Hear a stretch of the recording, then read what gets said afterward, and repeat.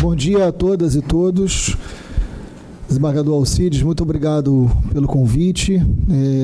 Cumprimentando o desembargador e a minha amiga Flávia Oliveira, eu cumprimento a todas e todos aqui. Obrigado. É muito importante o Fórum de Segurança dentro da Emerge chamar a responsabilidade de um debate sobre milícia, porque só a polícia não resolve o problema da milícia.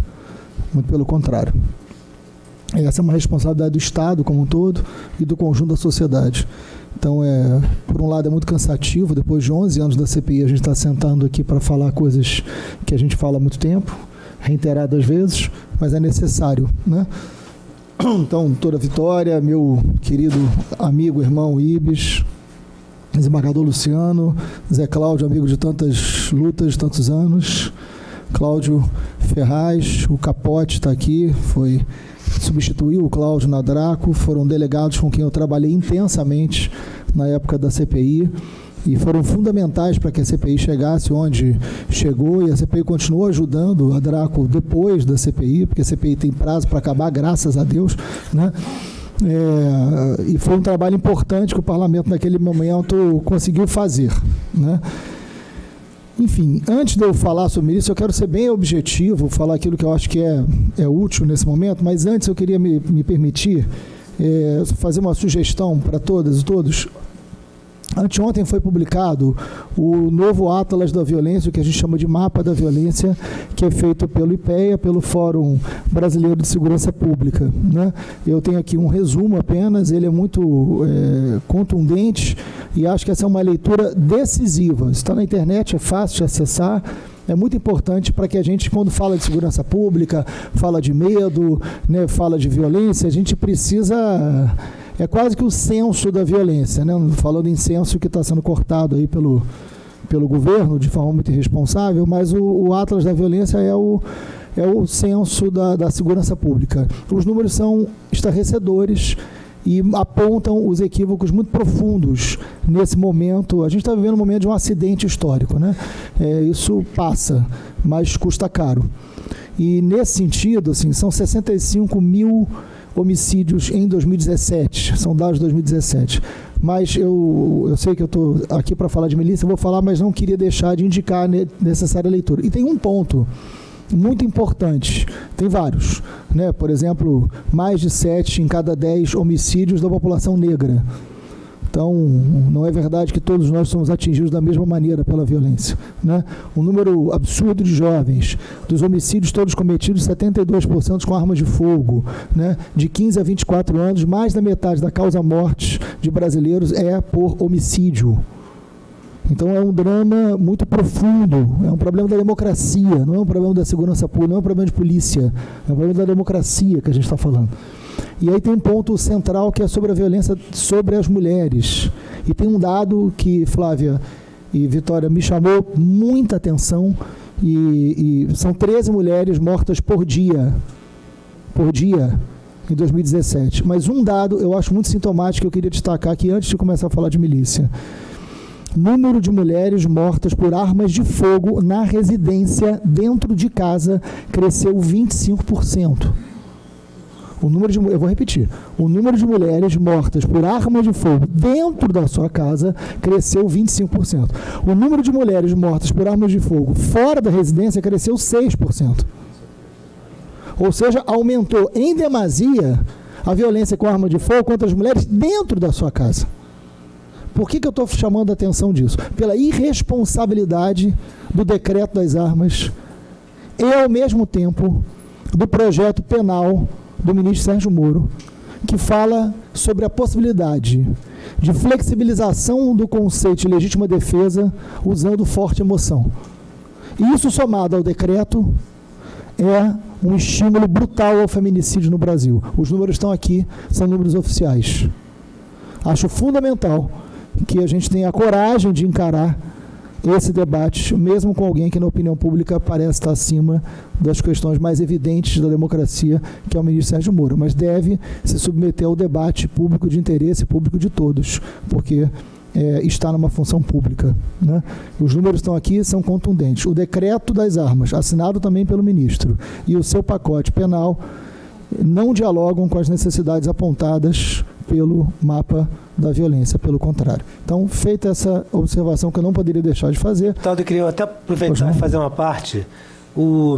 Inclusive, eu vou aproveitar enquanto ele é ministro da Justiça, que depois que ele virar ministro do Supremo, eu não vou poder falar mais mal dele.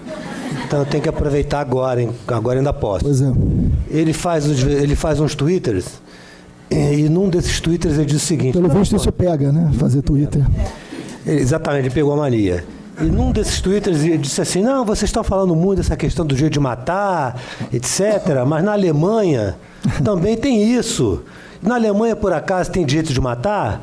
Só que ele se esquece o seguinte, esse direito a esses exculpantes não se referem a policiais. Também. Aquilo só se refere a pessoas como nós, que não somos treinados para matar. Pessoas civis, que eventualmente pegamos uma arma e temos que nos defender, e aí ficamos nervosos, temos medo no momento de surpresa e atiramos. Aquela regra não serve para policiais. Então ele puxou aquilo do Código Penal alemão, incluiu a forte emoção que não está no Código Penal alemão e está querendo aplicar para policiais, o que não existe em nenhum Código Penal no mundo inteiro. É preciso fazer essa observação. Não há a menor necessidade de mexer no conceito de legítima defesa, muito pelo contrário, o que a gente está precisando é de maior controle sobre as forças públicas e sobre a circulação de armas. Todos os dados indicam isso de qualquer lugar do mundo, de qualquer pesquisa minimamente séria, né? Enfim, é isso que a gente está propondo aqui, que é o mínimo de seriedade com os dados e responsabilidade com política pública. É só isso, né? Não é nada demais. Segunda-feira, nós vamos fazer 14h na OAB, uma audiência pública sobre o pacote penal. Eu estou chamando de pacote penal porque ele não é um pacote anticrime, ele é um pacote penal. Então eu chamo pelo nome que é, né? Então, segunda-feira, às 14h, estão todos convidados. Tem uma audiência pública do GT, do Congresso Nacional, sobre o grupo de trabalho, sobre o pacote, estão todos convidados. Vai ser na OAB às 14h, né? Enfim. Sobre milícia, é muito importante que a gente esteja aqui fazendo esse debate. Eu queria primeiro dizer que esse é um debate sobre democracia, fundamentalmente sobre democracia, e sobre concepção de cidade.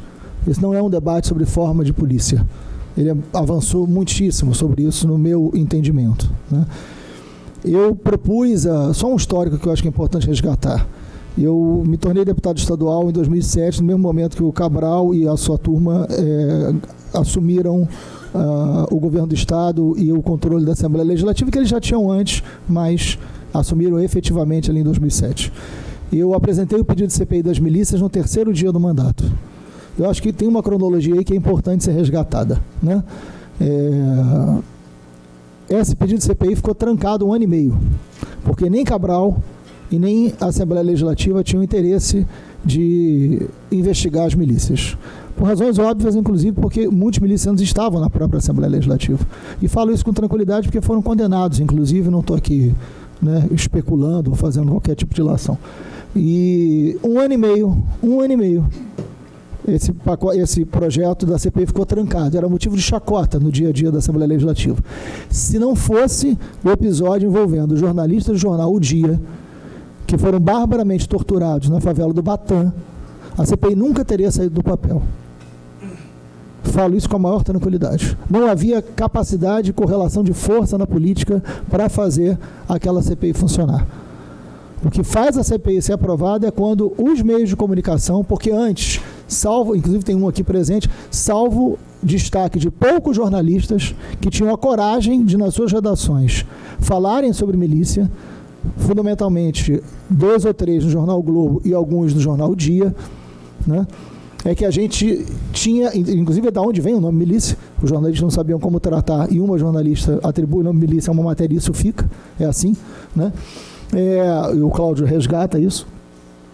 Até aquele momento, a imprensa, assim como todos os poderes, não tratavam da milícia com a importância que deveria ter. Quando os jornalistas foram torturados, parte da imprensa me procura e diz o seguinte: por que a sua CPI não foi aprovada até agora? E eu lembro perfeitamente de eu falando para um chefe de redação, pela mesma razão que vocês fizeram pouquíssimas matérias até hoje. Porque ela nunca interessou a muita gente, porque as vítimas da milícia são pessoas que vocês tratam sistematicamente como subcidadãos. Moram fora do eixo que interessa a cidade, que é o entorno da Lagoa Rodrigo de Freitas. Né? Que é essa cidade do cartão postal ou da fantasia, da concepção de cidade que a gente tem. E eu acho que esse é o debate que a gente tem que fazer quando fala de milícia. Qual é a concepção de cidade que a gente quer ter? Ou continuar tendo? Né? Nesse sentido, e aí eu falo para todos os poderes, não é um problema de polícia. Nesse sentido, a gente aprova a CPI numa condição favorável, que era o apoio dos meios de comunicação e a milícia num lugar de recuo. A gente fica 7 meses investigando exclusivamente as milícias e apronta um relatório que está pronto e aprovado desde 2008. O relatório mostra os braços econômicos, funcionamento político, territórios e propostas. Se até hoje a milícia não foi enfrentada como deveria ter sido e não foi enfraquecida, não é por falta de proposta, por falta de diagnóstico ou falta de entendimento, é por falta de vontade política. Essa é a questão central. Milícia interessa muita gente, para além das milícias. É só por isso que a milícia não foi enfrentada e cresce politicamente, cresce economicamente até hoje. É uma grande ameaça à democracia, porque submete a vida das pessoas a um outro lugar de poder, a uma outra instância legal ou ilegal. É grave o que a gente está falando e vai piorando sistematicamente. Em 2008, quando nós fizemos a CPI das milícias, o então deputado federal Jair Bolsonaro defendeu a legalização das milícias explicitamente. Explicitamente. Ele e sua clã defenderam abertamente a legalização das milícias. Eu não sei o que isso quer dizer. Né? Isso, e talvez ele explique um dia. Mas então, isso nunca foi um confronto escondido. Né? Talvez ele fosse o mais exposto. Outros defendiam de forma subterrânea, chamando de autodefesa comunitária, chamando de mal menor. Esse era um tratamento generalizado na época. O Capote e o Cláudio lembram perfeitamente o quanto a gente enfrentou resistência dentro das instituições para enfrentar a milícia, com a ideia de que a gente tinha que combater o tráfico. E aconteceu exatamente o que a gente falava naquela época. 10 anos depois, o tráfico controla gás, o tráfico controla transporte alternativo, o tráfico controla a internet. O tráfico absolveu as práticas econômicas da milícia. E a milícia tem tráfico nas suas áreas. Houve uma fusão dos interesses econômicos, porque crime é grana. Crime é grana. Só que com uma diferença. Milícia não é só grana. Milícia tem poder. E a milícia se diferencia basicamente do tráfico. Eu não estou dizendo com isso que o tráfico não tem que ser enfrentado. É óbvio que tem. Qualquer grupo criminoso tem que ser enfrentado. Isso não está em debate. Isso é uma bobagem. Né? Mas a milícia tem um projeto de poder. A milícia se aproxima das máfias. Né? Quando o Cláudio cita aqui a experiência italiana, né, é muito importante. Eu passei por um episódio muito curioso, só para dar uma descontraída, vocês estão meio sem respirar, assim. Eu fui convidado pela Anistia Internacional a apresentar o relatório da CPI, e fui junto com um delegado aqui do Rio de Janeiro, em alguns parlamentos europeus. O primeiro parlamento foi o alemão. Eu sou professor, né, 20 anos de sala de aula. Foi a maior dificuldade pedagógica que eu tive na minha vida, foi explicar no parlamento alemão o que era a CPI, o que era a milícia. Porque eu começava a dizer, grupos de predomínio militar que dominam territórios, dominam as atividades econômicas, dentro das cidades, não são só em favelas, não são florestas, porque eles achavam que era Farc. Não. São bairros inteiros da cidade, e aí o parlamento já me olhava com uma perplexidade gigantesca. Aí ele fala assim, não, mas são ex-policiais, é um grupo armado contra a lei. Eu falei, não, vários policiais da ativa, que trabalham com polícia durante o dia, à noite vai para lá ou na sua folga. E aí os alemães não entendiam nenhuma hipótese que eu estava dizendo, né? E aí eu fui explicar para eles o controle do gás. Aí é que não entendiam mesmo. E eu só pensava na hora de explicar as vans. Como é que a Alemanha ia entender o domínio das vans? Porque não entendiam nem a van, quanto mais o domínio da van, né? Então e aí o último país foi a Itália. No parlamento italiano, quando eu começava a falar, eles já começavam, claro, já sabemos como é, já entendemos, já sei o que vai acontecer, né? Era absolutamente fácil da Itália entender o que a gente estava dizendo. Isso mostra para que lado a gente caminha. Isso aconteceu de verdade, né? Porque é máfia, tem uma estrutura de máfia. Qual é a diferença? E é muito curioso, porque no Congresso hoje, um lugar cada vez mais insalubre, é muito curioso porque o discurso de enfrentamento ao crime organizado vai no sentido contrário do crime organizado. Porque a ideia de crime organizado é onde tem muita violência, onde tem muita exposição de arma, onde tem conflito, onde tem o conflito. E eu quero dizer muito claramente, quanto mais organizado é o crime, menos conflito ele precisa. Menos arma ele precisa. Por razões óbvias. O crime mais organizado é o mais eficiente em relação ao poder e dinheiro, e não a tiros. Um crime que precisa dar muito tiro, ele é desorganizado. Um crime que precisa de muito confronto com o Estado, ele é desorganizado. Quanto mais paralelo ele é, menos organizado ele é. Quanto mais dentro do Estado, quanto mais relação de poder ele tem, mais organizado. Menos arma precisa, menos enfrentamento precisa, menos pichação na parede precisa. É óbvio, gente. Vamos parar com isso. O crime organizado, a milícia nunca foi Estado paralelo. Milícia é Estado leiloado. Esse conceito está na CPI. É Estado leiloado, porque é o Estado que se oferece a quem está fora de uma perspectiva de cidade, uma perspectiva de democracia. O Estado do Rio de Janeiro, o Estado enquanto poder, continua funcionando para 20% da sua população. Continua tendo uma concepção de que esse Estado vale para o entorno da Lagoa Rodrigo de Freitas, para a República de Ipanema e da Barra. É disso que a gente está falando. A milícia assola completamente a Zona Norte e a Zona Oeste. E boa parte da Baixada hoje. O Zé Cláudio está aqui para confirmar o que eu estou dizendo. É Estado leiloado. Quando a gente investigou a CPI das milícias, até aquele momento eles indicavam os delegados. Para quem tem dúvida, bota na internet, não agora, até porque senão não está bom. Bota na internet Cabral, inauguração do posto da SEDAI com o Natalino e Jerominho. Bota na internet, tem um vídeo maravilhoso, que é o Cabral inaugurando um posto da SEDAI do lado do Jerominho e do Natalino. Que eles cantam, um negócio patético, inclusive, mas bota lá. Está no vídeo, está na internet. Ele inaugura um posto da SEDAI do lado da milícia. A milícia inaugura o posto da SEDAI e convida o governador. Aquilo foi 2007. 2007. Que Estado paralelo? Paralelo? Está o governador lá. Aquilo é o Estado leiloado. Está entregue. Vocês são o Estado aqui. O que vocês me dão de volta? Voto. A milícia é o único grupo criminoso que transformou domínio territorial em domínio eleitoral. O tráfico nunca conseguiu fazer isso no Rio de Janeiro. Estou falando do Rio de Janeiro. De onde eu posso falar, porque eu estudei, entendo. O resto eu não posso falar. Milícia transformou domínio territorial em domínio eleitoral. O irmão... mas o tráfico também. Não é verdade. O irmão do Marcinho VP, o Marcinho VP é verdadeiro, lá do Alemão, que está preso há anos, né, em presídio federal. O irmão do Marcinho VP foi candidato. Não conseguiu se eleger deputado estadual. O Cabral teve 75% dos votos naquela região. Quem domina aquela região? Bobagem achar que é quem está com a arma na mão. Que bobagem. Que crime dominou aquela região? Será que foi o comando tal? Ou foi o PMDB da época? Não sou eu que estou dizendo que o PMDB se tornou um grupo criminoso em janeiro. Isso está na sentença. Está lá. Né? E também não estou generalizando. Estou falando de quem ali operou. Não são todos assim, é verdade. Então, milícia... a gente precisa entender do que a gente está falando, do tamanho disso. Né? Por exemplo, o Capote, já conversei inúmeras vezes com ele. Vejam quantas testemunhas foram assassinadas pela milícia. Vejam quantas testemunhas de casos concretos foram assassinadas pela milícia. Estou mentindo, Cláudio? Vejam lá quantas testemunhas foram assassinadas. E o que se faz com o programa de proteção à testemunha? Desmonta-se o programa. É essa a resposta que o Estado dá. Desmonta o programa. Olha hoje como é que está o programa de proteção à testemunha. Está caquético. O Ministério Público tem responsabilidade nisso. Estou falando dentro da casa do Judiciário. O Ministério Público tem responsabilidade sobre isso. Desmontaram o programa de proteção à testemunha, que é fundamental para enfrentar a milícia. Esse é um problema só da polícia? Vocês vão querer me convencer disso? É porque a polícia é ineficiente? Não. Não. Como é que você produz prova contra a milícia?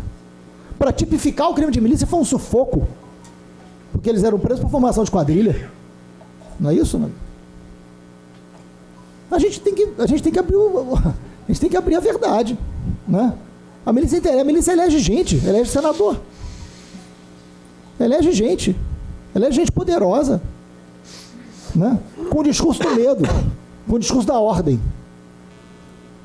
Mas só faz isso porque tem territórios que nós permitimos isso, a nossa indiferença permite isso. A milícia está dominando boa parte do samba hoje. É um assunto delicado, Flávio. Mas é verdade. Estão expandindo negócios. Estão expandindo poder. O que a gente faz? Qual o papel da Polícia Federal em relação à milícia?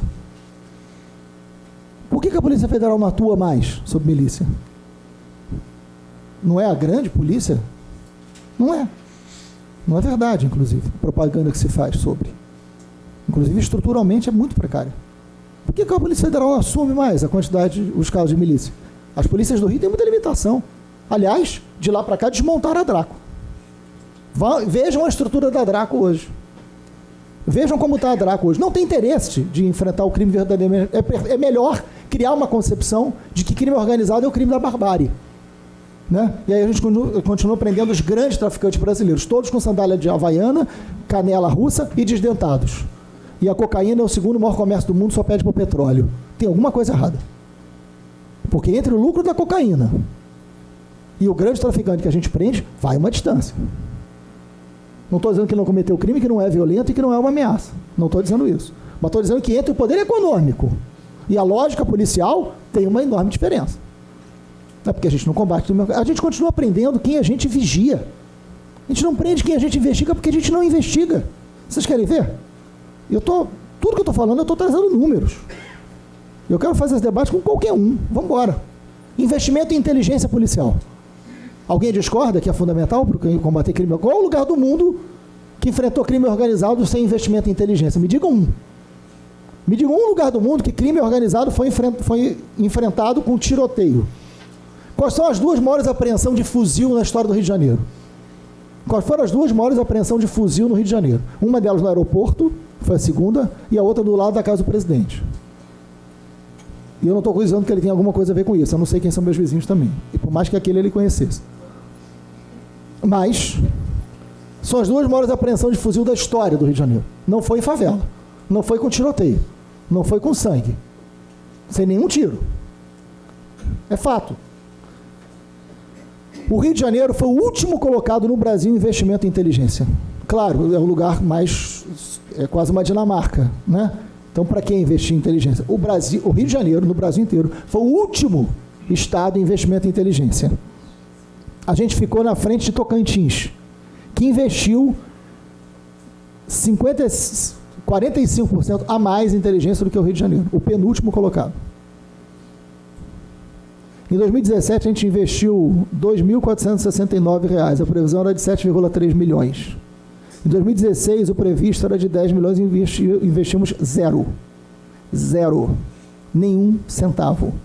Em 2015, a gente investiu R$ 23 mil em inteligência. Quem opta por uma administração burra faz uma opção política. Isso aqui é opção política. Isso não é erro. Isso é escolha. Isso aqui é escolha. Né? Entre 2014 e 2016, o governo federal investiu em inteligência, em média, 6% dos gastos com segurança. A cada R$100, o Brasil investe 54 centavos em inteligência. Como é que a gente combate crime organizado? Não combate. A não ser que a gente escolha como crime organizado aquele que a gente quer combater, porque aquele que a gente vigia é para onde a gente produz medo, define uma lógica de territórios e define uma flexibilização de democracia. É disso que se trata. A milícia é reflexo disso. Essa é a questão central. Né? Enfim, nesse ponto, eu quero chamar a atenção de que o pacote penal do Moro é grave. É grave. Porque ele só cita a milícia uma única vez, que é para dizer que é mais uma das facções criminosas a serem enfrentadas. Não é. É um erro. Vou chamar de erro para ser simpático. É um erro. Primeiro, todas as facções do tráfico, todas, 100% das facções do tráfico nasceram dentro do cárcere. Nenhuma delas nasceu nas favelas. Todas nasceram do caos carcerário que nós produzimos enquanto Estado.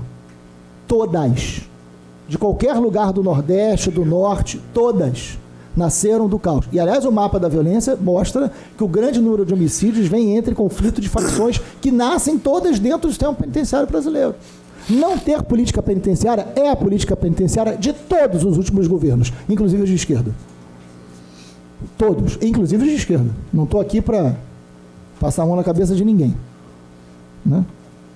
Então, essas facções nascem do cárcere, se alimentam do caos carcerário. Nós classificamos, é esse o nome que está na LEP, nós classificamos os presos por facção.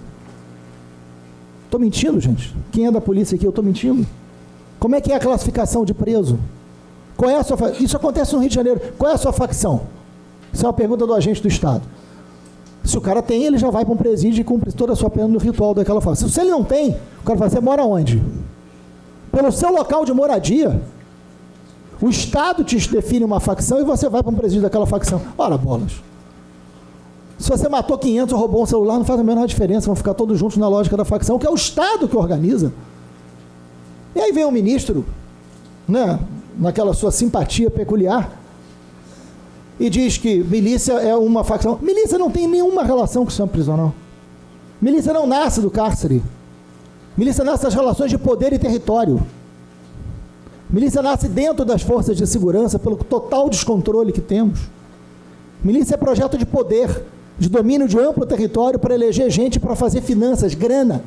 Nós quebramos a milícia ali em 2008. Nós vimos o mapa da economia. Só com o domínio das vans, em uma milícia, o faturamento era de 6 milhões mês. Isso está no relatório da CPI há 11 anos. Há 11 anos, doutor Alcides. Tem 58 propostas. A Draco conseguiu, com um belo trabalho do Ministério Público da época, através da CPI, prender mais de 200 milicianos naquela época. Teve vereador sendo algemado da Câmara de Vereadores. Todo mundo sabe o que eu estou falando. Que nos ameaçou. Né? A senhora conhece muito bem. Nos ameaçou dentro da Câmara de Vereadores. Capós estava comigo. Foi ameaçado dentro da Câmara de Vereadores. Por um vereador. Está foragido hoje. Você vê como é que é delicada essa situação. Lembra disso? Minha vontade é dar um soco na sua testa. Eu ouvi isso dentro da Câmara de Vereadores numa audiência. Soco na testa não é bem isso, né? Enfim. Soco na cara, ok. Soco na testa é outra coisa. Isso foi dito no meio de todas as autoridades. É esse nível de coisa que a gente enfrenta. Então, são 58 propostas concretas que tem ali na CPI. É pegar e fazer. As prisões foram importantes? Claro que foram. Mas nenhum lugar do mundo, máfia, é combatida só com prisão. Nenhum lugar do mundo. Se não tirar deles o poder econômico, se não tirar deles a capacidade de interferência nos territórios onde o Estado leiloa porque não quer, porque só tem interesse eleitoral, esse episódio da Musema é um escárnio. Tinha opinião pública favorável, por que a prefeitura não entra ali? Por que não tem um projeto de prefeitura, Estado, governo federal, fala, acabou. Aconteceu isso, chegou a esse ponto que não deveria ter chegado, agora a prefeitura assume, vai fazer a questão da legalização territorial, vai fazer tudo que tem que fazer, acabou a milícia. Não! A milícia, um mês depois, está cobrando taxa extra para construir apartamento de novo, nas barbas de todo mundo. E aí? Aí, claro, aí vem o presidente falar que o importante dessa discussão agora é se vai ter cadeira de bebê no banco de trás. Ah, me faça um favor. Né? É um acidente histórico que a gente está vivendo. Né? Enfim, quero pedir desculpa pelo desabafo. Eu acho que falar sobre milícia, falar sobre a relação entre crime, polícia, política e território, entre governança e democracia, né? Não é possível democracia com concessão de governança para crime organizado com interesse político e eleitoral das elites políticas locais. É disso. Então esse não é um problema de polícia. Esse é um problema de política. De escolha política. Enfim, proposta tem. Né? Proposta tem. Agora, todos os poderes, Ministério Público, Poder Judiciário, Legislativo, Executivo, precisam ser chamados na sua responsabilidade para enfrentar aquilo que se a gente... Ainda dá tempo, mas já está custando caro, né? Está custando muito caro. Enfim, obrigado, espero ter... Eu vou cometer uma indelicadeza que meio-dia eu tenho que sair, porque eu tenho um outro compromisso, mas vou ficar aqui até o horário combinado. Obrigado pelo convite.